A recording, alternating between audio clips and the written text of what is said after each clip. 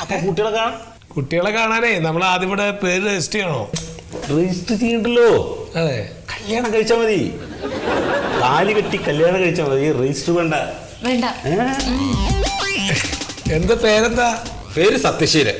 എത്ര വരെ പഠിച്ച്? SSLC സെക്കൻഡ് ഇയർ ആണ്. സെക്കൻഡ് ഇയറോ? രണ്ടോട്ടം പരീക്ഷ എഴുതിയിട്ട് പൊട്ടി. എത്ര വയസ്സ്? എത്ര വയസ്സിപ്പോ 39 വയസ്സായി. ഇത് ഈ കണ്ണട ഇങ്ങടെ മുഖത്തൊന്നും എടുക്കാറില്ലേ നിങ്ങള്?